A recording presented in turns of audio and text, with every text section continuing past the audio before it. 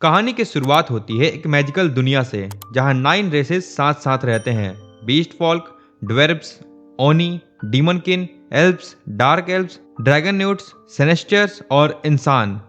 इन्हीं ह्यूमन में से एक हमारा रुकी एडवेंचरर लाइट अपने परिवार को गरीबी से निकालने का सपना लेकर के लाइट विलेज को अलविदा कह देता है और पावर और प्रॉस्पेरिटी की तलाश में निकल पड़ता है। ग्रैंड सिटी पहुंचते ही लाइट को रियलिटी का थप्पड़ पड़ता है कि वहां के लोग उसका मजाक बनाते हैं सिर्फ इसीलिए क्योंकि वो ह्यूमन है। लेकिन लाइट हिम्मत नहीं हारता और सीधा गिल्ड जाके एडवेंचरर बनने का रजिस्ट्रेशन कर देता है। पहले दिन एक बिगिनर होने के कारण उसे एफ रैंक मिलता है। रिसेप्शनिस्ट पूछती है, कोई स्पेशल स्किल है? लाइट जोश में बोलता है, हाँ, अनलिमिटेड गाचा। लड़की हैरान हो जाती है क्योंकि उसने ऐसा स्किल कभी सुना नहीं था। लाइट कहता है, रुको, मैं अभी दिखाता हूँ। लाइट अपना गाचा डिवाइस निकालता है और बटन दबाता है और सामने एक कार्ड समन हो जाता है। लाइट फुल कॉन्फिडेंस से बताता है कि ये कार्ड जो भी होगा वो रियल वर्ल्ड में समन हो सकता है। लेकिन उसकी स्माइल उड़ जाती है क्योंकि पहला कार्ड निकलता है टेढ़ा सा फॉर्क। वो ऑकवर्ड सी हंसी हंसकर बोलता है, ये तो फेल हो गया, दूसरा ट्राई करता हूँ। फिर निकलती है बेकार चीजें, गला हुआ एप्पल, सड़ा हुआ ब्रेड। रिसेप्शनिस्ट भी थक जाती है और बिना कुछ बोले उसे एफ रैंक कार्ड पकड़ा देती है। लाइट फर्स्ट क्वेस्ट लेने के लिए रेडी होता है, लेकिन एक बड़ी प्रॉब्लम थी कि वो पढ़ना ही नहीं जानता था। इस दुनिया में ह्यूमंस का पढ़ना लिखना कम ही होता है, इसीलिए रिसेप्शनिस्ट उसकी हेल्प करके कुछ बिगिनर्स जॉब दे देती है। लाइट दिन भर मेहनत करते रहता है, एक के बाद एक काम करता है और शाम तक उसके पास सिर्फ इतने पैसे होते हैं कि एक रात का होटल का पास मिल सके। वो पॉजिटिव रहने की कोशिश करता है कि अगर गाचा से कुछ खाने लायक चीज मिल जाए तो काम चल जाएगा। लेकिन तभी कुछ बीस्ट फॉल्क्स गुंडे उससे टकरा करके उस पर चिल्लाने लगते हैं जैसे लाइट ने उनके कपड़े गंदे कर दिए हों। वो उसकी सारी कमाई छीन लेते हैं और बोलते हैं, चल भाग यहां से, और इसे हम लॉन्ड्री फाइन के तौर पर रख रहे हैं। लाइट उनसे पैसे वापस मांगता है क्योंकि बिना पैसों के वो कहीं रात नहीं गुजार सकता, पर उनमें से एक उसे लात मार देता है और बोलता है, जाके कूड़ेदान में सो जा। लोग आसपास खड़े होकर के देखते रहते हैं और कोई मदद तक नहीं करता। सब उसे वर्थलेस ह्यूमन गार्बेज कहकर इंसल्ट करते हैं। तभी एक यंग वुमेन लाइट को उठाती है। वो एक एल्फ होती है। लाइट घबरा जाता है, सॉरी बोलते रहता है क्योंकि इस दुनिया में एल्फ्स ह्यूमन को छूना भी पसंद नहीं करती। पर वो औरत उसे शांति से कहती है, तुम्हें कोई नुकसान नहीं होगा। लोग शॉक हो जाते हैं कि एक एल्फ सिर्फ टच ही नहीं कर रही बल्कि उसे गले भी लगा रही है। लाइट सोचता है कि वो शायद सपना देख रहा है, लेकिन वो वुमन कहती है, नहीं, ये सब सच है। फिर उसके साथ के लोग अपना इंट्रोडक्शन देते हैं। वो कॉन्कर्ड ऑफ ट्राइब के मेंबर होते हैं, एक ग्रुप जो सब 9 रेसेस को रिप्रेजेंट करता है। फिर वो लोग उसे अपने साथ घर ले जाते हैं और मल्टीपल एडवेंचर पर भी ले जाते हैं। लेकिन एक दिन एडवेंचर के दौरान वो उसे डीमन से बचाते हैं और फिर भी उसकी तारीफ कर रहे होते हैं कि इतना छोटा होकर के भी कितना ब्रेव है। फिर वो सभी लोग डंजन के और अंदर जाने लगते हैं। उन्हें एक ऐसी जगह मिलती है जो बिल्कुल सुनसान होती है। लाइट को लगता है कि यहाँ रेस्ट करना है, तो उनके लिए चाय बनाने लगता है और तभी ड्रैगो कहता है कि लाइट, हम तुम्हें अपनी पार्टी से निकाल रहे हैं। वहां हमें पता चलता है कि ये पूरा सेटअप असल में सिर्फ लाइट की एबिलिटी की वजह से था। लाइट को कुछ समझ नहीं आ रहा होता है कि ये अचानक से क्या होने लगा। ड्रैगो बताता है कि उनके लीडर्स लाइट को काफी टाइम से मॉनिटर कर रहे थे। उसकी अजीब स्किल देख करके उन्हें शक होता है कि शायद ये माइस्ट्रो हो सकता है। माइस्ट्रो इस वर्ल्ड में उन लोगों को कहा जाता है जिनके पास रेयर या हाई ग्रेड मैजिकल टैलेंट होता है। इसी वजह से उसे कॉन्कर्ड ऑफ ट्राइब में लाया गया था, सिर्फ उस पर नजर रखने के लिए। लाइट आर्ग्यू करता है कि अनलिमिटेड गाचा तो टोटली यूजलेस है, सिर्फ कचरा ही देता है। पर उन्हें कोई फर्क नहीं पड़ता। उनको पहले से ही पता होता है कि उसकी पावर वर्थलेस है और स्टैट्स तो उससे भी ज्यादा बकवास है। इसीलिए लीडर्स ने डिसाइड कर लिया है कि लाइट माइस्ट्रो नहीं है, मतलब अब वो उनके लिए सिर्फ डेड वेट बन गया है। बाकी मेंबर्स बोलते हैं कि काश ये डिसीजन पहले हो जाता, क्योंकि इतने दिन तक लाइट से फेक दोस्ती करना उन्हें पसंद नहीं था। लाइट को ना लीडर का पता था और ना ही माइस्ट्रो का। पर ड्रैगो बोलता है, बस बहुत हो गया, अब काम खत्म करते हैं। लाइट के ऊपर खतरा छा जाता है। वो समझ जाता है कि ये लोग सिर्फ उसे पार्टी से नहीं निकाल रहे हैं, बल्कि ये लोग उसे मारने वाले हैं। तभी गोरू आगे बढ़कर के लाइट के चेहरे पर एक बड़ा सा स्लैश मार देता है। लाइट का पूरा शरीर कांप जाता है और वो डर के मारे भाग पड़ता है, लेकिन भागने का कोई चांस नहीं मिलता। टीम बोलती है, अब इसमें हम नहीं तो कोई बीस्ट तुझे मार ही देगा, बेहतर है तू अपनी डेथ एक्सेप्ट कर ले। सैसा सीधा बोलती है, भागने का कोई चांस नहीं है, और वो तुरंत एक एरो छोड़ देती है जो लाइट के पैरों में जा लगती है। गोरू मजा लेकर के बोलता है कि ह्यूमंस का शिकार करना उसका फेवरेट काम है। सान भी अग्री करती है, उनकी चीखें हमारे लिए स्वीट मेलोडी जैसी होती हैं। गोरू रुकता नहीं है और वो लाइट को लातों से तोड़ देता है। ड्रैगो कहता है, बस करो, लेकिन गोरू और मारना चाहता था। सासा उसे याद दिलाती है, स्क्रिप्ट फॉलो करो, बहाना ये होगा कि मॉन्स्टर ने लाइट को मारा है, अगर जख्म गलत हुए तो सब पकड़े जाएंगे। गोरू फाइनल ब्लो देने के लिए तैयार हो जाता है। वो लाइट को देख के बोलता है, मजा आया तुझे पीटने में, इसीलिए तेरी मौत जल्दी नहीं होगी। लाइट जमीन पर घिसते हुए रेंग रहा होता है, सोचता है कि उसके साथ ये सब क्यों हुआ। फिर वो चीख कर बोलता है, मुझे मरना नहीं है, और तभी उसके हाथ से एक टेलीपोर्टेशन ट्रैप एक्टिवेट हो जाता है। गोरू, उस चूहे को भागने मत दो, पर तब तक तो लेट हो चुका होता है। लाइट डंजन के एक और हिस्से में टेलीपोर्ट हो जाता है, लेकिन इस नए जगह से उसे कोई फायदा नहीं होने वाला था, क्योंकि उसके जख्म बहुत सीरियस होते हैं और एक भी मॉन्स्टर आया तो लाइट का गेम ओवर हो जाता। लाइट सिर्फ अपना परिवार को याद करता है और सोचता है कि ये सब क्यों हो रहा है मेरे साथ। जो लोग उसके साथ थे वो उसके लिए दोस्त बन रहे थे, पर रियलिटी इतना क्रूल था कि उनका प्यार, उनकी दोस्ती सब फेक थी। उन्होंने उसकी मौत देख करके मजा लेने का प्लान बनाया था। इस तरफ लाइट का हार्टबीट गुस्से में बदल जाता है। अब वो उन सब से नफरत करता है। वो वादा करता है, मैं सबको मिटा दूंगा, एक एक को खत्म कर दूंगा। वो गुस्सा ही उसकी जान बचाता है। उसकी गुस्से की आग उसे गिरने नहीं देती। वो कसम खाता है, तुम सबको मैं चकनाचूर कर दूंगा, ये मेरी कसम है। लेकिन उसकी हालत और खराब हो जाती है जब उसके सामने एक क्रिएचर आ जाता है जिसका लेवल 1000 होता है। ये इम्पॉसिबल है, क्योंकि ऐसे बीस्ट तो सिर्फ मिथ्स में होते हैं। तब लाइट को सच समझ में आता है, वो अबिस के बिल्कुल नीचे सबसे डेंजरस फ्लोर पर टेलीपोर्ट हो चुका है और यहाँ पे बचने का एकदम 0 चांस है। मॉन्स्टर करीब आ रहा होता है, पर लाइट कहता है, मैं मरने नहीं वाला जब तक मैं बदला नहीं ले लेता। उसके पास रेजिस्ट करने के लिए भी सिर्फ एक ही चीज होती है, और वो होता है उसका अल्टीमेट गाचा। वो तुरंत उसका बटन दबा देता है और लाइट बार बार अल्टीमेट गाचा ट्रिगर करते रहता है, और उसके दिल में सिर्फ एक ही रिक्वेस्ट होती है, बस कोई मिरेकल कर दो, मैं हार नहीं मानूंगा। उसे अपना फैमिली याद आता है और उसकी कसम याद आती है, और वो कहता है, जिसने मुझे धोखा दिया मैं सबका काम तमाम करूंगा। और फिर फाइनली गाचा से एक तेज लाइट निकलती है जो उसने पहले कभी नहीं देखी थी। मॉन्स्टर अटैक करता है, लेकिन देर हो चुकी होती है। लाइट गाचा से एक न्यू कार्ड समन करता है और एक आवाज गूंजती है, मास्टर को कोई नुकसान नहीं पहुंचा सकता। और तब एक पावरफुल मेडन समन होती है।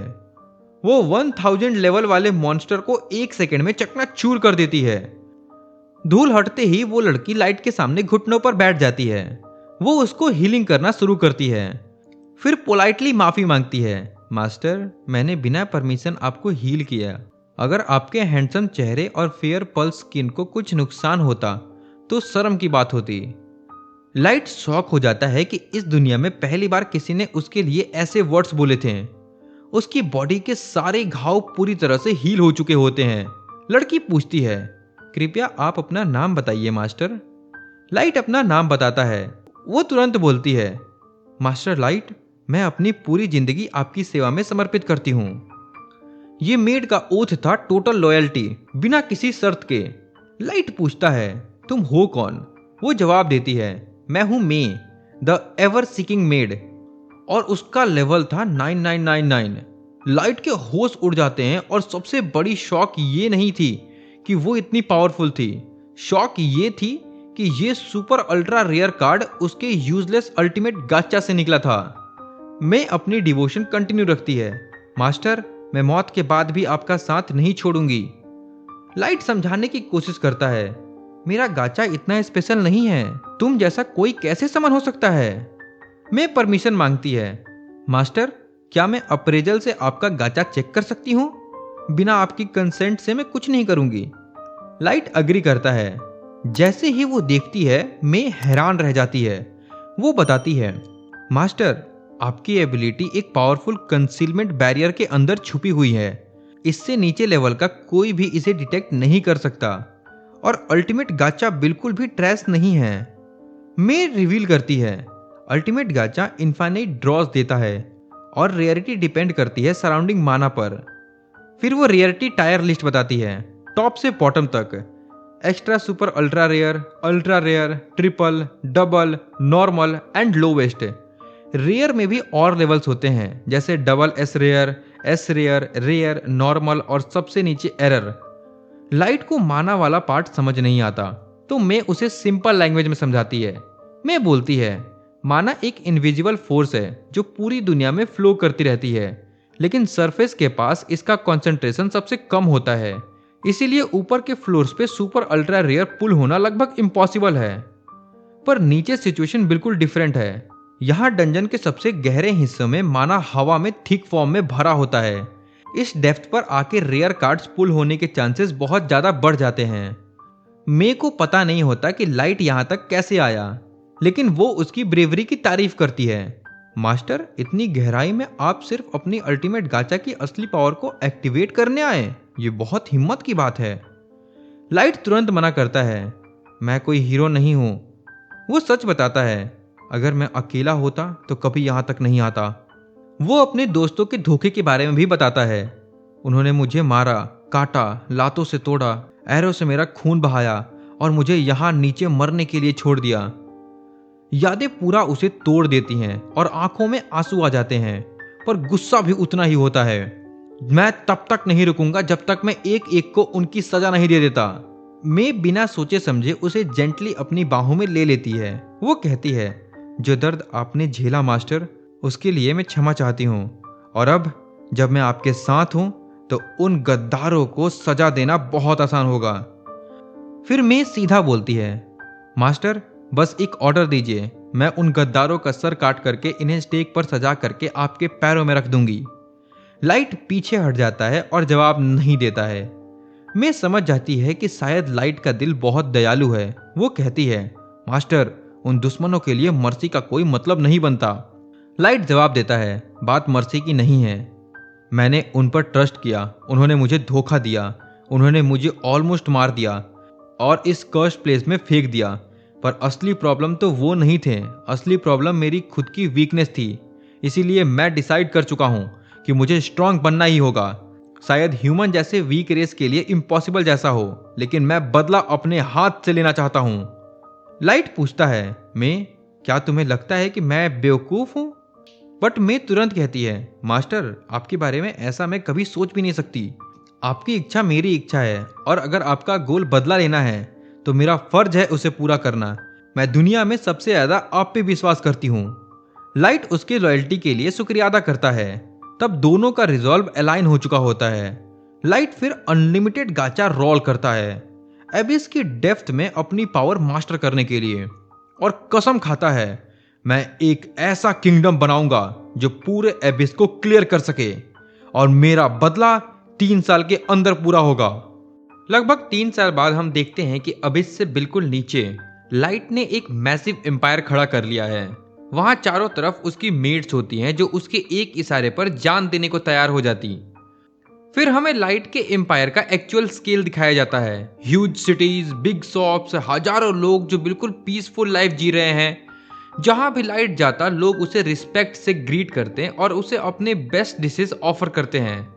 जो लोग शॉर्टेज में होते हैं वो भी बिना डरे उसके पास आ जाते हैं, क्योंकि सब जानते हैं कि उनका लीडर काफी काइंड है।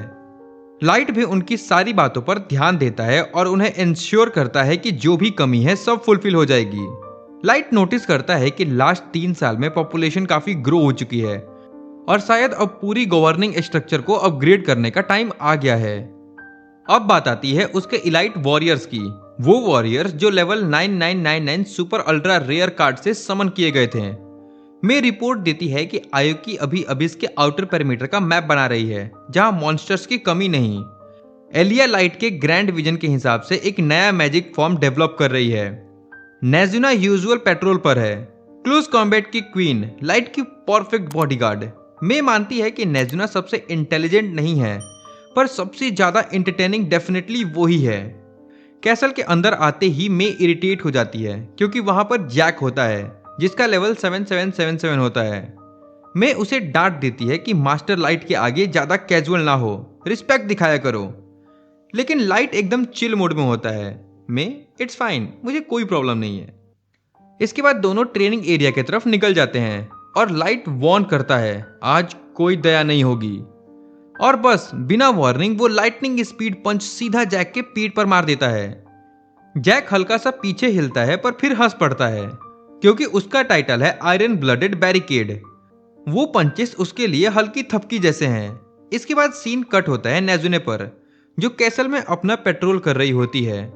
वो प्राउडली अनाउंस करती है कि मास्टर लाइट ने उसे पर्सनली एक क्रिटिकल पेट्रोल मिशन दिया है।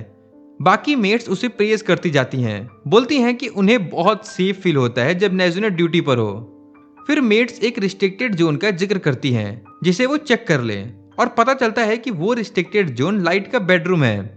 मे कंफ्यूज हो जाती है कि नेजुना वहां नॉक क्यों कर रही है। नेजुना बोलती है कि वो सिर्फ रूटीन इंस्पेक्शन कर रही है। मे कामली एक्सप्लेन करती है कि लाइट का चेंबर ऑलरेडी सुपर सिक्योर्ड होते हैं। लेकिन नेजुना तुरंत बोलती है लेकिन लाइट तो घर पर है ही नहीं और तुम यहाँ क्या कर रही हो मे?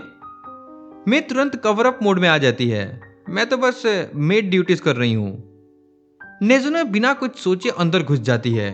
रूम देखते ही उसे अजीब सी वाइब लगती है। बेड एकदम रफल्ड, जैसे कोई उस पे उल्टा पुल्टा घूम रहा हो। मैं बिल्कुल पैनिक नहीं होती, बिल्कुल शांत टोन में बोलती है ये सब मेरा स्पेशल बेड मेकिंग टेक्निक का हिस्सा है। नेजुना तब बोलती है वाह मे, आप तो कमाल हो, लाइट की पहली समन बनना वैसे ही कोई बात नहीं है। फिर नेजुने एक मैसेज देती है, बाकी मेट्स का कंप्लेंट लेटर। उन्हें मे से इशू है क्योंकि मे हमेशा लाइट के बेडरूम पर हक जमा लेती है। लेटर में लिखा होता है कि हम सबको फेयर क्लीनिंग राइट्स चाहिए, मे को हेडमेट से हटाओ। नेजुना हेल्प ऑफर करती है पर मे पोलाइटली मना कर देती है, ये इंटरनल लड़ाइयां मैं खुद हैंडल कर लूंगी। वो नेजुना को एक छोटा सा टिप भी दे देती है जिससे नेजुना लिटरली खुशी से फूल जाती है। नेजुना सीधा भागती है लोकल वेंडर्स की तरफ क्योंकि फ्रेशली रीस्टॉक ट्रीट आ चुकी होती है और वो अपना पैसा एवरेज चीजों पर वेस्ट बिल्कुल नहीं करती। उसका दिल सिर्फ एक ही चीज मांगता है, मिल्क और पैनकेक सैंडविचेस। और तभी उसकी नजर पड़ती है आयुकी पर जो कैसल के अंदर होती है। नेजुना कंफ्यूज होती है, आयुकी तुम वापस? तुम तो आउटर फॉरेस्ट पेरीमीटर एक्सप्लोर करने गई थी। पर आयुकी सिर्फ म्यू म्यू करके रिप्लाई करती है। प्रॉब्लम ये होती है कि नेजुना को म्यू लैंग्वेज समझ ही नहीं आती। इसके बाद कैसल के अंदर नेजुना अपना पेट्रोल खुशी से कंप्लीट करती है और धीरे से चोरी चोरी लाइट के ग्रैंड थॉर्न्स पर चढ़ जाती है।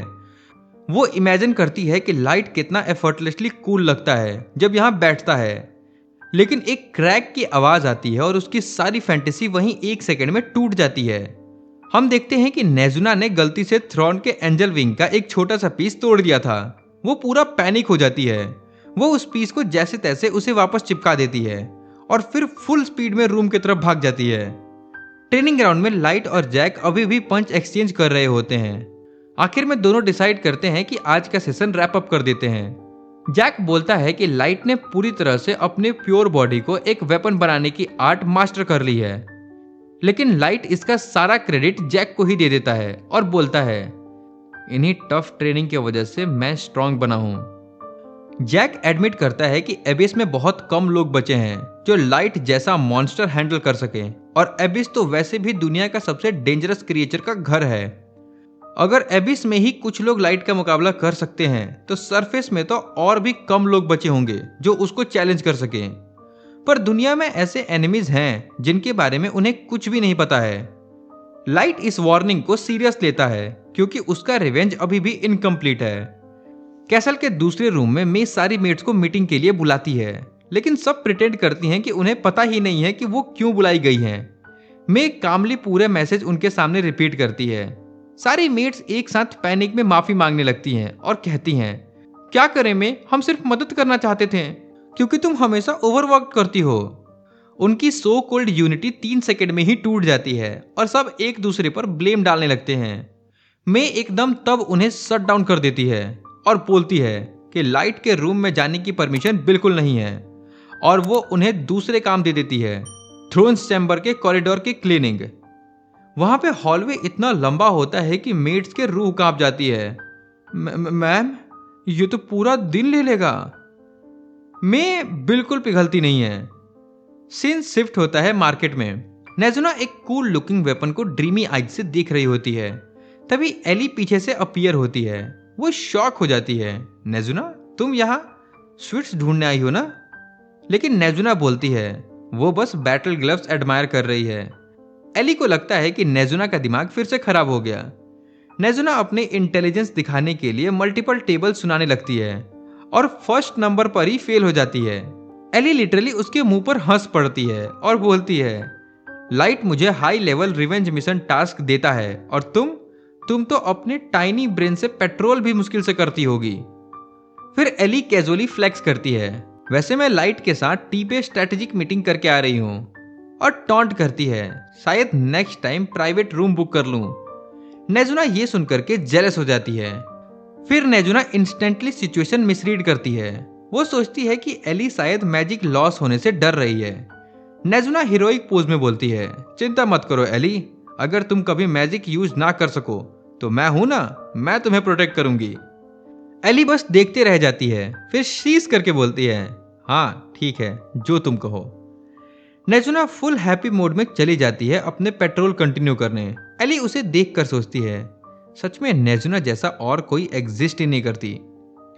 कैसल के एक और कॉर्नर में वो 4 मेट्स जो पनिशमेंट में फंसी हुई हैं और कंप्लेन कर रही होती हैं कि उन्होंने तो बस वैलिड कंप्लेन किया था। प्रॉब्लम सिंपल है, मैं उनकी सुपरवाइजर है और उनके पास 0 पावर है उसके अगेंस्ट स्टैंड होने की। सारी मेट्स उदास बैठी होती हैं, सपने देख रही होती हैं कि काश उन्हें मास्टर लाइट का रूम साफ करने का काम मिलता। बात घूमकर इधर आ जाती है कि एक मेट बोलती है कि वो लाइट के बेडशीट में पूरा मुंह दबा करके उसकी खुशबू लेना चाहेगी, पर हमेशा की तरह जो लड़की हमेशा हदें पार कर देती है वो सीधा बोलती है कि वो तो लाइट के इस्तेमाल किए हुए बर्तनों को भी चाटना चाहेगी। फिर बात आ जाती है मे पर, क्योंकि मे ही थी जिसे लाइट ने सबसे पहले समन किया था। आयोकी तो 3 महीने बाद आई थी, और अब मेड सब सोच रही होती हैं कि उन 3 महीनों में लाइट और मे के बीच में क्या चल रहा होगा, और उनकी इमेजिनेशन सीधा कंट्रोल से बाहर चली जाती है। उन्हें तो इतनी जेलसी होती है कि वो चाहते हैं कि ये जेलसी को सीधा एक कर्स में बदल दें और मे को लगा दें। फिर जैसे ही वो डाई डाई डाई जाप करने लगती है, मे सीधा उनके पीछे आ जाती है। उन्हें लगता है कि मे सरफेस मिशन पर जा चुकी होगी, पर नहीं, मे उनसे पूछती है कि वो लोग डाई क्यों जाप कर रहे थे। मेट्स तुरंत एक्टिंग मोड में चली जाती हैं। नहीं नहीं मे, हम तो बस ऐसे ही कह रहे थे। पर मे को सब पता होता है। आखिर में वो सब सच बोल ही देती हैं कि वो बस जेलस थी क्योंकि लाइट ने मे के साथ ज्यादा वक्त बिताया। मे कहती है कि उन 3 महीनों में कुछ भी रोमांटिक नहीं हुआ। लाइट ने तो एक पल भी आराम नहीं किया, बस किताबें पढ़ना, मार्शल आर्ट्स प्रैक्टिस और खुद को स्ट्रांग बनाने का जुनून उसके सर पर सवार था। मेट्स के सारे गंदे फैंटेसीज बिल्कुल गलत थे।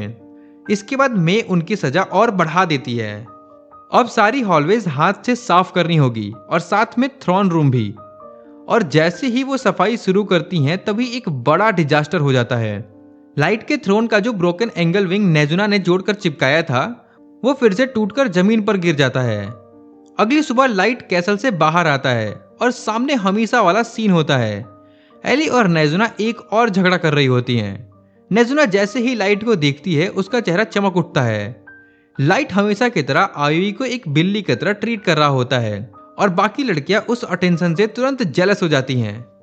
लेकिन ये शांति बहुत देर नहीं चलती क्योंकि अचानक एक पुराना दुश्मन सामने आ जाता है। वही हेल हाउंड्स जैसा बीस्ट जैसा लाइट ने अबिस में पहली बार देखा था। उस पर लाइट का बॉडी एक जगह पर रुक जाता है और पुरानी डरावनी यादें उसके दिमाग में फ्लैश होने लगती हैं।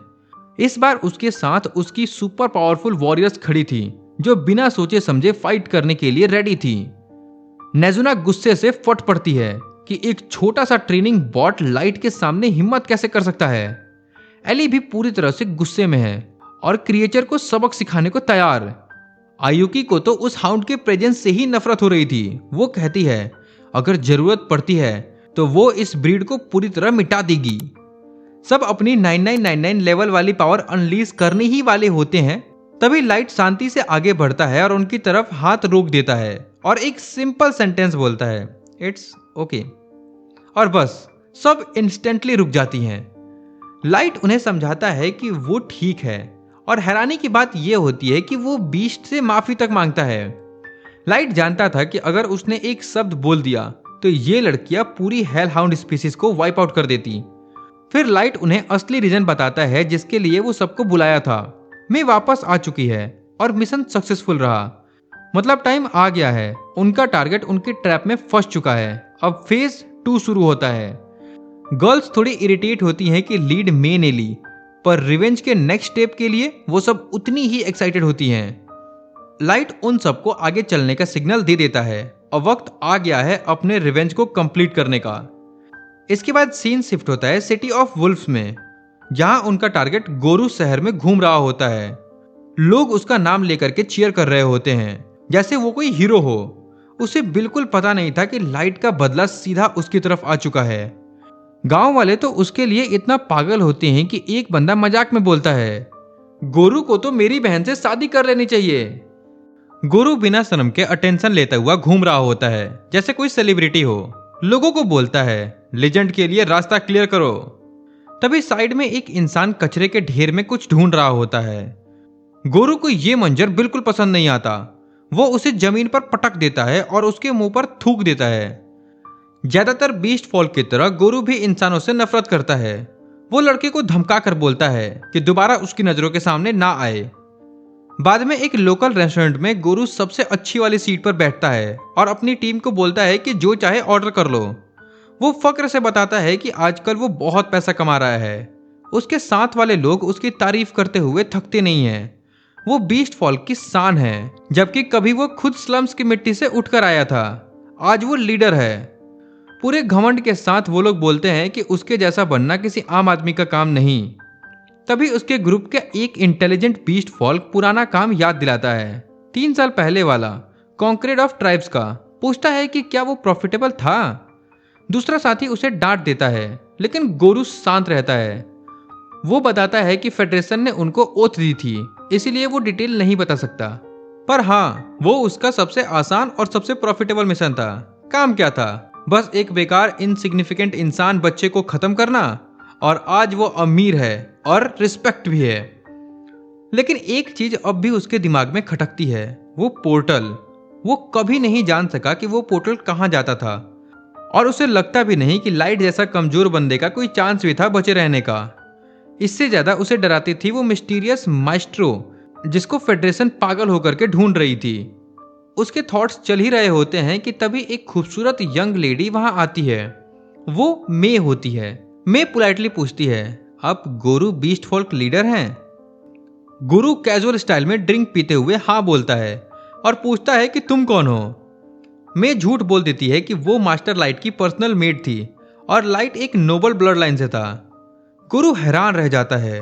वो सोचता है अगर उसने लाइट को जिंदा रखा होता तो शायद उसे ज्यादा प्रॉफिट मिल सकता था। मे झूठी कहानी बताती है। वो कहती है कि वो पिछले 3 साल से लाइट को ढूंढ रही है और हर क्लू उसे इस कंट्री तक ले आया। इस जगह लाइट को लास्ट टाइम देखा गया, एक नए पार्टी के साथ है। गुरु कैजुअली बोलता है कि हाँ, वो लाइट के साथ ही था। मैं आंखों में प्यार और दुख जैसी एक्टिंग करते हुए बोलती है, उसने सुना लाइट डंजन में मर गया। गुरु हाँ में हाँ मिलाता है। मैं नरम से पूछती है, क्या आप मुझे वो जगह दिखा सकते हैं जहां लाइट ने अपनी आखिरी सांस ली? मुझे सुकून मिलेगा। गुरु सीधा सवाल पूछता है, मुझे क्या मिलेगा? मैं शांति से एक छोटा सा पाउच टेबल पर रख देती है। उसके अंदर 3 सॉलिड गोल्ड बार होते हैं। उसके साथी शॉक में रह जाते हैं। गुरु बाहर से काम रहता है, पर अंदर उसका दिमाग फुल स्पीड में सोच रहा होता है, क्या ये लड़की सच कह रही है? ये सच में इतना बड़ा इनाम देने आई है? थोड़ी देर बाद वो डिसाइड करता है कि डील मान लेना ही बेहतर है। उसके हिसाब से एक नाजुक कमजोर सी लड़की उसके जैसे शक्तिशाली बीस्ट फॉल्क लीडर के लिए कोई थ्रेट हो ही नहीं सकती। गुरु अपनी टीम के साथ उसे डंजन के अंदर ले जाता है। घंटों तक गहरे अंधेरे टनल में चलने के बाद वो पीछे मुड़कर पूछता है, थक तो नहीं गई? मैं थोड़ी थकी हुई लगती है, पर एक हल्का सा स्माइल करके कहती है, मैं ठीक हूं और चल सकती हूं। गुरु अंदर ही अंदर मुस्कुराता है। किस्मत हमेशा मेरा ही साथ देती है। उसका प्लान सिंपल है, वहां पहुंचते ही उससे सारा सोना लूट लेना, फिर उसके साथ जो भी गंदा इरादा है वो सब उसी जगह पर करना जहां लाइट को मरने के लिए छोड़कर चला गया था। आखिर में वो उस जगह तक पहुंच जाते हैं, वही जगह जहां कभी लाइट को अकेले छोड़ दिया गया था। गुरु आगे इशारा करते हुए कहता है, यहीं लाइट की मौत हुई थी। फिर वो एक झूठी सी कहानी गढ़ देता है कि कैसे मॉन्स्टर्स ने उन्हें घेर लिया, लाइट भाग नहीं पाया और उसे फाड़ दिया गया, और फिर एक टेलीपोर्टेशन ट्रैप ट्रिगर हो गया और लाइट कभी दोबारा नहीं मिला। मैं घुटनों पर गिर जाती है आंसू बहाते हुए। वहीं गुरु के दिमाग में अब डार्क थॉट चल रहे होते हैं। वो ह्यूमंस को मॉक करता है, कितने बेचारे होते हैं ये, डेंजर सामने खड़ा है तब भी समझ नहीं आता। उसके साथ ही धीरे धीरे पूरा सर्कल बना करके एस्केप रूट ब्लॉक कर देते हैं और गुरु अपनी एक्टिंग जारी रखता है। बस तभी मे की आवाज बदल जाती है। अचानक वो कठोर हो जाती है। वो बोलती है, सिर्फ दुनिया के सबसे गिरे हुए, सबसे गंदे लोग ही किसी इतने प्योर हार्टेड आदमी को धोखा दे सकते हैं। उसे इस गंदे डंजन में ला करके पीठ में छुरा घोंप सकते हैं। वो आगे कहती है कि अगर वो लाइट की सर्विस में थोड़ा भी पहले आ जाती तो लाइट को कभी भी शिकार नहीं बनाया जाता, उसके टांग में तीर नहीं मारी जाती और उसे मार मार के उसका सांस तक नहीं रोक दिया जाता। गुरु की आंखें फट जाती हैं। वो तुरंत पीछे कूदता है। ये लड़की इतना सब कैसे जानती है? उसके फॉलोअर कुछ समझ नहीं पा रहे हैं, पर गुरु को सब समझ आ रहा है। ये डिटेल्स तो सिर्फ दो जगह पर ही हो सकती है, या तो कॉन्क्रीट ऑफ ट्राइब्स या फिर देश के सबसे ऊपर के लोग। वो गुस्से से पूछता है, तुम हो कौन? किसने भेजा तुम्हें? किस ट्राइब की जासूस हो तुम? मैं बताती है, मैं किसी के नौकर नहीं हूं, मैं सिर्फ लाइट की हूं और तुम अब मेरा गुस्सा का सामना करने वाले हो। उसके अंदर से एनर्जी निकलने लगती है। वो डर जाता है लेकिन अपने आप को समझाता है, ये सिर्फ एक कमजोर इंसान है। लेकिन जैसे ही मैं उसे घूरती है, उसकी इंस्टिंक्ट चीखने लगती है, लड़ोगे तो मरोगे। मैं स्ट्राइक करने ही वाली होती है कि तभी अंधेरे से एक शांत आवाज गूंजती है। वो आवाज लाइट की होती है, मैं रुक जाओ, गुरु का हिसाब मैं खुद चुकाऊंगा। गुरु का चेहरा सफेद पड़ जाता है, उसकी आंखें फटकर रह जाती हैं। लाइट कहता है, 3 साल हो गए, जो तुमने किया था आज उसका जवाब देने का टाइम आ गया। गुरु एक पल के लिए शॉक हो जाता है, पर फिर उसकी पुरानी घमंडी स्माइल वापस आ जाती है। वो हंसने लगता है कभी नहीं सोचा था कि मैं लाइट जैसा बेकार बंदे को दोबारा देखूंगा। वो लाइट का मजाक उड़ाता है। गुरु ताना मारते हुए कहता है कि उसे ये तक नहीं फर्क पड़ता कि लाइट कैसे जिंदा बचा, बस अब वो उसे अपने हाथों से मारकर उसके लाश एविडेंस के रूप में वापस ले जाएगा। लाइट धीरे से सांस छोड़कर पूछता है, गुरु तुम्हें जरा भी क्यूरियोसिटी नहीं हुई कि मैं कौन है या कितनी शक्तिशाली हो सकती है? गुरु बोलता है, पता नहीं, और फ्रैंकली मुझे फर्क भी नहीं पड़ता। हम बीस्ट फॉल्क हमेशा इंसानों से स्ट्रॉन्गर होते हैं। मेरे सारे लोगों का लेवल 130 के ऊपर है, जो तुम दोनों को कुछ सेकंड में ही कुचल देंगे। और वो अटैक का सिग्नल दे देता है। 2 बीस्ट वॉरियर लाइट के तरफ लाइटनिंग स्पीड से दौड़ते हैं, पर ब्लिंक होने से पहले ही मे उनके बीच में आ जाती है और 1 सेकंड में उनके सर जमीन पर गिर चुके होते हैं और बॉडीज धीरे से धड़ से गिर जाती हैं। मे ठंडी आवाज में कहती है, जो भी लाइट को छूने की हिम्मत करेगा वो यहीं मरेगा। लाइट शांत टोन में बोलता है, मैं साइड हो जाओ, सारे एग्जिट ब्लॉक कर दो, इस बार मैं खुद थोड़ा मजा लेना चाहता हूं। गुरु के लोग घबरा जाते हैं, पर गुरु उन्हें समझाता है, वो सब एक चीप ट्रिक थी, कुछ खास नहीं। लाइट सीधा उसकी तरफ देखकर पूछता है, गुरु अब भी लगता है कि इंसान वीक होते हैं? गुरु तब हंस पड़ता है और अपना लेवल उसके सामने फ्लेक्स करने लगता है। लाइट बोलता है, लेवल सिर्फ एक नंबर है, असली शक्ति का उससे कोई लेना देना नहीं। गोरू का पेशेंस टूट जाता है। एक गुस्से भरी दहाड़ के साथ वो और उसके सारे सोल्जर पूरी शक्ति से लाइट पर झपट पड़ते हैं, पर लाइट हिलता तक नहीं, बिल्कुल पानी की तरह काम, ग्लास की तरह स्टिल। और फिर एक पल में वो मूव करता है, एक एक करके हर अटैक को परफेक्ट टाइमिंग से टैकल करता है और हर बीस्ट वॉरियर को जमीन पर फेंक देता है। लाइट आगे बढ़ता है और पूछता है, अब भी लगता है कि इंसान कमजोर हैं। पर गोरू अपने घमंड के पीछे सच एक्सेप्ट नहीं करता। दर्द से कराहते हुए खड़ा होता है। कोई इंसान मुझसे स्ट्रांग नहीं हो सकता। फिर वो अपनी जेब से एक मैजिकल क्रिस्टल निकालता है और जमीन पर स्मैश करता है। उससे समन होता है लेवल 500 का जाइंट वुल्फ मॉन्स्टर। लाइट शांत खड़ा रहता है और धीरे से कहता है, बस इतना ही? यही तुम्हारी शान है? गोरू गुस्से से गड़गड़ाता हुआ बोलता है, अब भी वक्त है लाइट, गिड़गिड़ाओ, माफी मांगो। पर लाइट 1 इंच भी नहीं हिलता।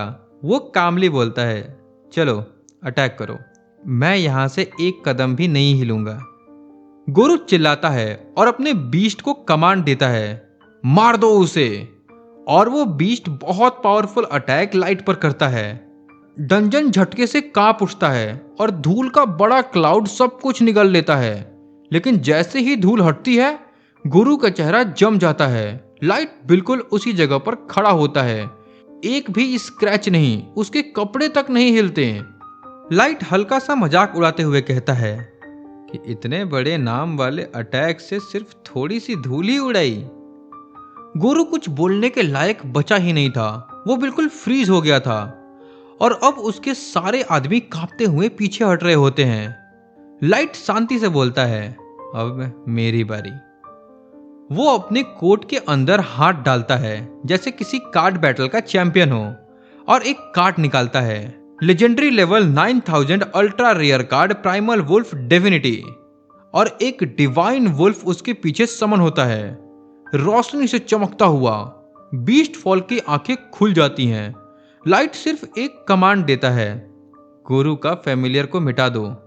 डिवाइन वुल्फ कोई बड़ा धमाका नहीं करता, वो सिर्फ एक हल्का सा सांस बाहर छोड़ता है और उसी डिवाइन ब्रीथ से गुरु का 500 लेवल वाला मॉन्स्टर तुरंत जम जाता है और चमकती हुई सैड्स में टूटकर बिखर जाता है।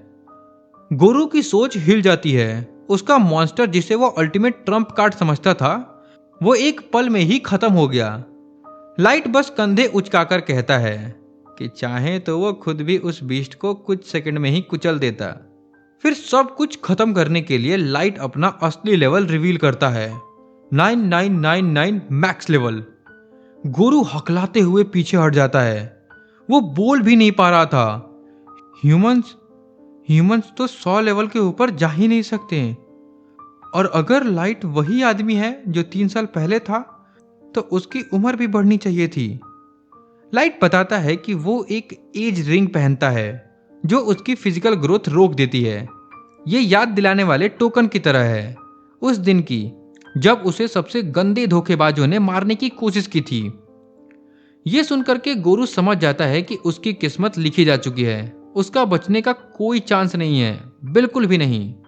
वो अपने हथियार गिरा देता है, घुटनों पर गिर करके भीख मांगने लगता है।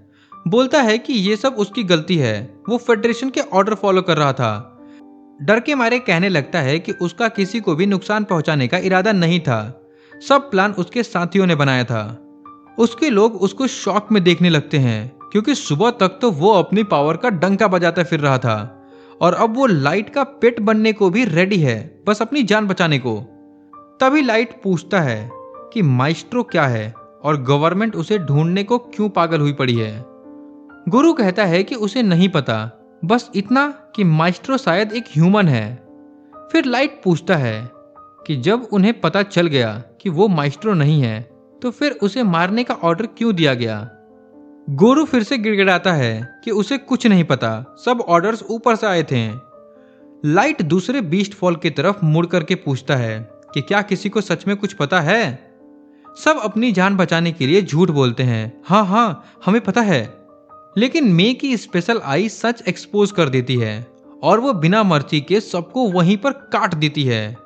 वो बोलती है कि जो भी लाइट से झूठ बोलेगा उसका यही अंजाम होगा। लाइट फिर गोरू से पूछता है कि क्या कोई ऐसा शक्तिशाली है जो लाइट को रोक सके, अगर वो सरफेस पर वॉर छेड़ दे तो। गोरू डरा हुआ सच बताता है, लाइट एक अकेला आदमी पूरी दुनिया को हरा नहीं सकता है, क्योंकि अगर सारे नेशन मिल करके अपना एडवांस वेपन चला दें तो लाइट को थोड़ी मुश्किल हो सकती है, स्पेशली तब जब उसके साथ सिर्फ एक मेड हो। लाइट मुस्कुराता है और कहता है, तुम्हें कुछ दिखाता हूं। वो टेलीपोर्टेशन मैजिक कास्ट करता है और एक पल में सबको अपने थ्रोन रूम में ले जाता है। गोरू की रूह कांप जाती है जो उसके सामने है उसे देख के। उसके सामने एक ऐसी सेना खड़ी होती है जहां सबसे कमजोर सोल्जर का भी लेवल 1500 है और 4 मेट्स लेवल 999 की, बाकी सब 6000 से 9000 के बीच डिवाइन ऑरा फैलाते हुए। गुरु के आंखों से आंसू टपक पड़ते हैं। उसे समझ आ जाता है कि लाइट एक चलती फिरती कयामत है, अगर वो चाहे तो पूरी दुनिया को एक ब्लिंक में मिटा सकता है। कुछ दिन बाद लाइट अपने डंजन सिटी वापस लौटता है, लेकिन पहुंचते ही उसकी उम्मीद तुरंत टूट गई। उसके सामने सिर्फ एक बर्बाद वेस्टलैंड पड़ा था, टूटे हुए मकान, बिखरते आशाएं और सड़ी हुई लाशें। उसका पूरा गांव करीबन 6 महीने पहले ही किसी अननोन अटैक में मिटा दिया गया था। जिंदा इंसान का तो एक टुकड़ा भी नहीं बचा था। अपनी फैमिली को कम से कम एक ठीक फेयरवेल देने के लिए लाइट गिरे हुए मलबे में ढूंढने लगता है, शायद उसे अपने परिवार की लाशें मिल जाएं। लेकिन उसके लिए थोड़ी सी उम्मीद तब बनती है जब उसे पता चलता है कि उसके छोटे भाई बहन की लाशें वहां नहीं हैं। हो सकता है कि वो अभी भी जिंदा हों, पर उसके माँ बाप इतने लकी नहीं थे। ये देखकर गोल्ड ने उससे पूछा कि क्या वो ठीक है, ये सब संभालना कितना मुश्किल होगा। लाइट ने कहा कि वो ठीक रहेगा, फिलहाल मिशन पर ध्यान देना जरूरी है। इसीलिए वो गोल्ड और नीमू को बोलता है कि जितना हो सके उतना इन्फॉर्मेशन कलेक्ट करें। लाइट को लगता है कि उसका गांव इसीलिए मिटाया गया क्योंकि लोगों को शक था कि वो माइस्ट्रो है। अब वो जानना चाहता है कि माइस्ट्रो असल में होता क्या है और इस टाइटल के चक्कर में इतना खून क्यों बहाया गया, और अगर ये सब कुछ उन हंग्री इलाइट्स की वजह से हुआ है सिर्फ अपनी ताकत बढ़ाने के लिए, तो लाइट ने कसम खा ली कि वो पूरी दुनिया को राख बना देगा और उन्हें उनके गुनाहों का फल जबरदस्ती चखाएगा। गोल्ड उसके गुस्से को समझ सकता था, पर वो लाइट को वार्न करता है कि अपना ऑरा कंट्रोल करे, क्योंकि उसका प्रेशर एक नॉर्मल इंसान को वहीं मार सकता है। लाइट गिल्टी फील करता है और एक आइटम पहनता है, फूल्स मास्क, जिससे उसकी एनर्जी और उसकी आइडेंटिटी दोनों सप्रेस हो जाती हैं। अपने पेरेंट्स की कब्र पर अंतिम श्रद्धांजलि दे करके और उन्हें शांत तरीके से सॉरी बोल करके लाइट, गोल्ड और नीमू अगले शहर डेगास के लिए निकल पड़ते हैं। रास्ते में नीमू पूछती है कि शहर पहुंच करके लाइट क्या करने वाला है। लाइट जवाब देता उससे पहले गोल्ड उसे रिमाइंड कराता है कि सरफेस पर वो अपने लॉर्ड को डायरेक्ट नाम से ना बुलाए। कोई भी कॉन्कर्ड का आदमी सुन लेगा तो उनका आइडेंटिटी रिवील हो जाएगा। तो लाइट अपना कोड नेम डार्क रख लेता है। नीमू समझ जाती है। लाइट बताता है कि डैगस में वो एडवेंचरर के रूप में रजिस्टर करेगा, नाम होगा डार्क। रैंकिंग में ऊपर जाते जाते वो गिल्ड के अपर लेवल तक का एक्सेस पाएगा, जहां से रियल इंफॉर्मेशन मिलेगी। थोड़ी देर बाद नीमू को डैगस शहर नजर आ जाता है। सीधा ऊपर से उड़कर जाना रिस्क होता, इसीलिए वो जंगल में लैंड करते हैं और बाकी रास्ता पैदल चलने का फैसला करते हैं। पर गोल्ड का शाइनी आर्मर फिर भी काफी दिक्कत खड़ी करता। वो लिटरली स्पार्कल करता है, मतलब चमक के कारण सबका ध्यान अट्रैक्ट हो जाता है। जंगल से गुजरते वक्त उन्हें एक सीन दिखता है। एक ह्यूमन मर्चेंट को डॉर्वेस बैंडिट्स ने घेर रखा था। लाइट लोग शांति से शहर पहुंचना चाहते थे, पर गोल्ड के चमकदार आर्मर की वजह से चोर उन्हें देख लेते हैं और चोर सोचते हैं कि गोल्ड को लूटना इजी होगा, पर रिजल्ट उसका उल्टा ही होता है और चोर जमीन पर बंधे हुए पूरी तरह से बेइज्जती के साथ छोड़ दिए जाते हैं। वो मर्चेंट और उसका बेटा दोनों तीनों का शुक्रिया अदा करते हैं और उन्हें शहर तक के लिए लिफ्ट ऑफर करते हैं। वो आदमी अपने बेटे से कहता है कि शायद ये तीनों कोई फेमस एडवेंचरर टीम होंगे, लेकिन लाइट सीधा बोलता है कि वो अभी तक रजिस्टर भी नहीं हुए हैं। ये सुनकर के वो आदमी काफी हैरान होता है। फिर वो बताता है कि अगर सच में एडवेंचरर बनना चाहते हो तो डैगस बेस्ट जगह है। डैगस में रीजन की एक बड़ी गिल्ड है और ये जगह एल्फ, ड्रॉफ और ह्यूमन टेरिटरी के बॉर्डर पर पड़ती है। यहाँ ह्यूमन पॉपुलेशन भी अच्छी खासी है, मतलब कंपैरेटिवली ये शहर ह्यूमंस के लिए थोड़ा सेफ और वेलकमिंग माना जाता है। मर्चेंट बताता है कि उसका एक सक्सेसफुल ह्यूमन रन होटल भी है और वो चाहता है कि लाइट लोग वहां रुककर आराम करें। थोड़ी देर बाद वो लोग डैगस के आउटर एरिया तक पहुंच जाते हैं। लाइट मर्चेंट से कहता है कि ह्यूमन सिटी गेट के पास उतार दो, बाकी हम पैदल चले जाएंगे। गोल्ड और नीमू के लिए पहली बार था कि वो सरफेस के किसी बड़ी सिटी में कदम रख रहे थे। दोनों शहर की शॉप्स देखकर हैरान हो जाते हैं। हर जगह आर्मर और वेपन की दुकान। लाइट समझाता है कि ये नॉर्मल है क्योंकि डाइगस में एडवेंचरर भरे पड़े हैं और पास में डॉल्फ्स का किंगडम होने की वजह से उनके बनाए हुए टॉप टियर वेपन और आर्मरी यहाँ बहुत बड़ी क्वांटिटी में मिलते हैं। जब वो गिल्ड हॉल पहुंचते हैं तो नीमू नोटिस करती है कि ह्यूमंस इधर उधर चले जाते हैं और नजर मिलाने से बचने लगते हैं जब कोई दूसरी रेस उनके पास से गुजरती है। लाइट समझाता है कि इसका मतलब एक ही बात है, ह्यूमंस को यहाँ भी रिस्पेक्ट नहीं मिलती। चाहे बाहर से देखा जाए तो सब कुछ नॉर्मल लगे। लाइट रजिस्ट्रेशन डेस्क पर जाता है और एक्सपेक्टेड ही था कि उसे एफ रैंक से स्टार्ट करना पड़ेगा, मतलब कुछ बेसिक्स क्वेस्ट कंप्लीट करना ताकि रैंक अपग्रेड हो। पर लाइट के लिए फिलहाल सबसे इंपॉर्टेंट चीज थी रहने की जगह सिक्योर करना। उसे याद आता है कि कॉलोनेल का होटल है, तो वो वहीं जाता है। कॉलोनेल लाइट को देख करके हैरान हो जाता है और पूछता है कि वो क्या मदद कर सकता है। लाइट सीधा बोलता है कि उसे टॉप फ्लोर पूरा रेंट चाहिए और किसी को भी, स्टाफ को भी वहां आने की इजाजत नहीं होगी। ये सुनकर के कॉलोनेल कंफ्यूज होता है, पर लाइट एक बड़ा गोल्डन कॉइन का बैग काउंटर पर रख देता है। कॉलोनेल लिटरली शॉक हो जाता है। वो बोलता है कि ये अमाउंट तो जरूरत से 10 गुना ज्यादा है और वो इतना पैसा एक्सेप्ट नहीं कर सकता, खास करके उनसे जिन्होंने उसकी जान बचाई है। पर लाइट बिल्कुल क्लियर होता है, पैसा प्रॉब्लम नहीं है, बस तुम कंडीशन मान लो। आखिर में कॉलोनेल मान जाता है और प्रॉमिस करता है कि रूम्स तुरंत प्रिपेयर किए जाएंगे। थोड़ी देर बाद लाइट, गोल्ड और नीमू ऊपर के टॉप फ्लोर पर चढ़ जाते हैं। रूम में जाते ही लाइट कुछ प्रिकॉशन ब्लॉकिंग स्पेल कार्ड निकालता है और रूम एरिया में एक्टिवेट कर देता है। अब कोई भी उन्हें स्पाई नहीं कर सकता, ना उनकी बात सुन सकता। अब लाइट पहली बार थोड़ा रिलैक्स करता है और चेयर खींच करके बैठ जाता है और सांस लेता है। नीमू कहने लगती है कि वो जानती है कि लाइट बहुत स्ट्रांग है और वो यहाँ एडवेंचरर इसीलिए बना है ताकि इंफॉर्मेशन गैदर कर सके। पर सरफेस पर हमेशा रिस्क होता है, कहीं चोट लग सकती है या कुछ और हो सकता है। इसीलिए नीमू सजेस्ट करती है कि लाइट डंजन सिटी वापस चला जाए और बाकी का काम वो लोग संभाल लेंगे। नॉर्मली लाइट काफी काम और समझदार होता है, लेकिन ये बात उसके दिल पर लगती है। उसे लगता है कि नीमू कह रही है कि तुम अपना बदला खुद नहीं ले सकते, हमें संभालने दो। और सिर्फ यही सोच लाइट के अंदर का गुस्सा फाड़ करके बाहर ला देता है। नीमू तुरंत समझ जाती है कि उससे गलती हो गई। वो घुटनों पर गिरकर माफी मांगने लगती है, पर नुकसान हो चुका था और लाइट का चेहरा इतना गुस्से से भर जाता है कि जैसे लगता है कि वो उसे नुकसान पहुंचा देगा।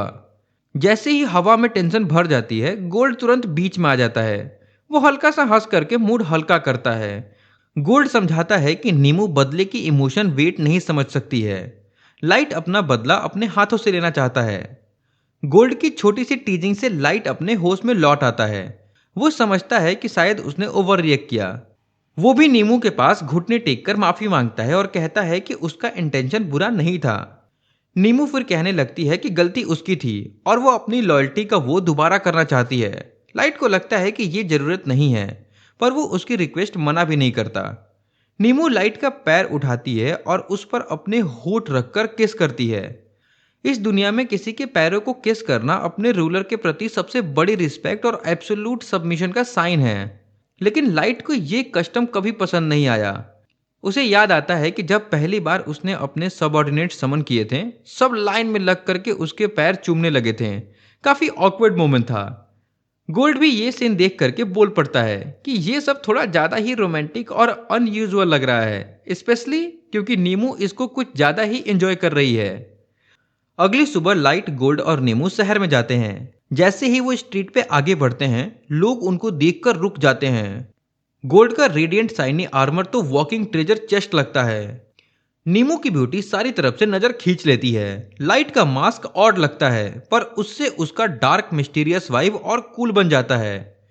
जब वो डंजन एंट्रेंस पर पहुंचते हैं, बड़ी लाइन लगी होती है, तो गोल्ड कुछ अजीब नोटिस करता है। लाइन में एक भी एल्फ नहीं था। लाइट एक्सप्लेन करता है कि एल्फ और डॉल्फ्स अभी टेरिटोरियल डिस्प्यूट में फंसे हुए हैं। ये डंजन कौन क्लेम करे, इस पर दोनों किंगडम का झगड़ा चल रहा है, इसीलिए दोनों रेसेस एक दूसरे से दूर ही रहना चाहते हैं। नीमू लाइट की नॉलेज की तारीफ करती है। आपको सबका आंसर पता होता है। लाइट थैंक यू करता है, पर फिर नोटिस करता है कि नीमू उसके बिल्कुल चिपकी हुई खड़ी है। उसके मेलन लिटरली लाइट के हेड से दब रहे होते हैं। लाइट ऑकवर्डली पूछता है, क्या तुम्हें इतना पास खड़ा रहना जरूरी है? नीमू फुल सीरियस टोन में कहती है, हाँ, मेरा काम आपकी रक्षा करना है। सीधी प्रॉक्सिमिटी मेंटेन करना ड्यूटी का हिस्सा है। लाइट कुछ बोल नहीं पाता। तभी उसका ध्यान एक छोटी सी ग्रुप पर पड़ता है और 3 लोग सीधा लाइन तोड़ करके आगे घुस रहे होते हैं। सबसे छोटा बंदा शायद एक सर्वेंट लग रहा था, दूसरा थोड़ा ट्रेंड सोल्जर टाइप है, पर सबसे आगे वाला वही था जो लाइट का अटेंशन खींच लेता है। उसके कंधे पर बड़ा सा वेपन लटक रहा था और उसके मूव्स बिल्कुल रेजर शार्प थे। हर स्टेप में डिसिप्लिन, कंट्रोल और एक सीजन वॉरियर का कॉन्फिडेंस है। लाइन में खड़े ह्यूमंस उसे कन्फ्रंट करने की हिम्मत नहीं कर पा रहे थे, क्योंकि एक गलत बात पर वो उनका सर तन से अलग कर सकता था। पर लाइट वो बिल्कुल नहीं डरा। वो सीधा आगे बढ़कर कहता है, लाइन तोड़ना अनएक्सेप्टेबल है। बस इतना सुनते ही एल्फ का ईगो फटाक से एक्सप्लोड हो गया। एक इंसान ने उससे बोल दिया, ये बात ही उसके लिए बेइज्जती थी।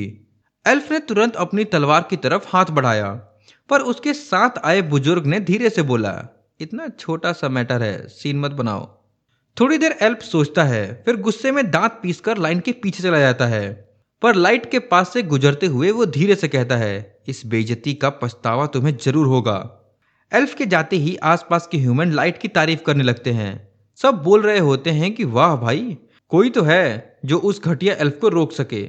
वहीं छोटे बच्चे भी भागते हुए आते हैं लाइट को थैंक यू बोलने। लाइट कैजुअली कहता है, थैंक यू मत बोलो, मैंने ये अपने फायदे के लिए किया है। बट किड्स फिर भी ग्रेटफुल ही रहते हैं। फिर उनमें से एक बच्चा गोल्ड से पूछता है, ये आर्मर क्या सच में गोल्ड का बना है? गोल्ड कुछ बोलता उससे पहले ही नीमू बोल पड़ती है, अगर ये गोल्ड का होता तो बटर जैसा पिघल जाता, लड़ाई में कमजोर प्रोटेक्शन होता। बच्चा फिर पूछने लगता है, मतलब गोल्ड सिर्फ शो ऑफ करता है? पर उसके दोस्त उसका मुंह बंद कर रहे होते हैं, ये रूड लग सकता है। गोल्ड खुद हंसकर बोलता है, बिल्कुल, शाइनिंग आर्मर मेरा स्टाइल है, एक नाइट को चमकना चाहिए। कन्वर्सेशन बदलती है और किड्स पूछते हैं, ये डंजन्स में आप लोग पहली बार आए हो क्या? लाइट बोलता है, हाँ, पर तुम्हें कैसे पता चला? बच्चे एक्सप्लेन करते हैं कि ये फ्लोर यूजुअली एक्सपीरियंस एडवेंचरर का होता है, क्योंकि एंट्री फी काफी हाई है और ज्यादा लोग यहाँ टेंट, बैग्स, गियर सब कुछ लेकर के आते हैं। पर लाइट ग्रुप के पास तो कुछ भी नहीं था। लाइट एंड ग्रुप रियलाइज करते हैं, शायद हमें भी फेक इक्विपमेंट कैरी करना चाहिए ताकि हम भी बिगनर ना लगें। थोड़ी देर में उनकी टर्न आ जाती है। लाइट के लिए ये पहली बार था जब वो किसी डंजन में जा रहा था जो एबिस नहीं है। ये डंजन लिटरली माना से भरा हुआ होता है और जितना नीचे जाओ उतना माना पावरफुल होते जाता है। इसी माना से मॉन्स्टर्स, ट्रैप्स और कभी कभी पूरी इकोसिस्टम तक बनती है। जब वो लोग फिर फ्लोर पे पहुंचते हैं, लाइट तुरंत कंसीलमेंट मैजिक कास्ट कर देता है जिससे पूरी टीम किसी को दिखाई ना दे, और बस स्टिल्थ मोड ऑन करते ही सब मिलकर सेकंड फ्लोर की तरफ उड़ने लगते हैं। इसके साथ ही दूसरी साइड पर जो एल्फ हमने पहले देखा था, भाई साहब अभी भी फुल गुस्से मोड में ऑर्क्स की धुलाई कर रहा होता है। एक इंसान ने उससे इतनी कैजुअली बात कैसे कर ली? बस ये बात उसके ईगो को चुभ गई। उसका नाम है काइडो, जो खुद को एल्फ किंगडम का लेजेंडरी हीरो बोलते रहता है। वो प्राउडली कहता है कि माइस्ट्रो का खून उसकी रगों में दौड़ता है, इसीलिए सबको उसकी इज्जत करनी चाहिए। लेकिन बेचारा लेवल 1500 पे ही अटका हुआ है। यानोक, जो उसके साथ चल रहा एल्डर है, उसे याद दिलाता है कि एल्फ रेस के लिए लेवल 1500 ऑलरेडी कैप से बहुत ऊपर होता है। पर काइडो को कोई फर्क नहीं पड़ता। उसे तो वो पावर चाहिए जिससे वो हर उस बंदे को इरेज कर दे जो उसको क्लाउन समझता है। यानुक भी अंदर ही अंदर सोसाइटी से थोड़ा नाराज चल रहा होता है। वो कहता है कि अगर उसका रिसर्च काइडो को और स्ट्रांग बना सकता है तो वो पूरी जान लगा देगा। वापस डंजन की दूसरी साइड लाइट और उसकी टीम थर्ड फ्लोर तक पहुंच करके ऑलरेडी एक ह्यूज ऑर्क होर्ड को क्लीन कर चुके होते हैं। लाइट बोलता है कि अब लौटना चाहिए क्योंकि गिल्ड को स्ट्रेंथ का प्रूफ देने के लिए इतना काफी है, और ऊपर से लास्ट बैटल में वो पूरा मैस हो गया, तो कहता है कि चलो वापस जाके क्लीन हो लेता हूं। बस ये सुनते ही मीनू तुरंत बोल पड़ती है, लाइट, मैं आपकी बॉडी का हर इंच धोऊंगी। पर ये बुड़बक लाइट बिल्कुल रिएक्ट ही नहीं करता। ऊपर जाते टाइम वो लोग उन बच्चों को फिर से देखते हैं जिनको पहले मिले थे। लेकिन बात करने से पहले ही फॉरेस्ट के डीप साइड से कुछ आवाज आती है। अगले ही सेकंड डजन ऑफ वुल्व्स पेड़ों को तोड़ते हुए उनकी तरफ चार्ज करते हुए आ रहे होते हैं। बच्चे घबरा जाते हैं। लाइट वापस चलते हैं, इतने सारे वुल्व्स हमसे हैंडल नहीं होंगे। पर लाइट चिल मोड में बोलता है, वुल्व्स असली खतरा नहीं है, असली डेंजर तो अभी आ रहा है। और तभी जमीन जोर जोर से हिलता है और पेड़ों के बीच से एक मॉन्स्टर निकल करके सामने आ जाता है। और इसी के साथ ये पार्ट यहीं पे खत्म हो जाता है। अगर आपको ये एनिमे पसंद आया हो और इसका नेक्स्ट पार्ट जल्दी से चाहिए तो 2 के लाइक और 200 कमेंट कंप्लीट करवा दो। और आपको कौन से एनिमे का वीडियो चाहिए वो भी कमेंट में बताना। बाकी एक्सप्लेनेशन अगर अच्छा लगा हो तो लाइक जरूर से कर देना। आपका ये छोटा सा सपोर्ट हमारे जैसे न्यू क्रिएटर को काफ़ी मोटिवेट करता है। और एक बात है, मेरी लास्ट 2 वीडियो वाईटी ने टेक डाउन कर दिया है, जिससे रीच नहीं आ रही है न्यू वीडियोस पर।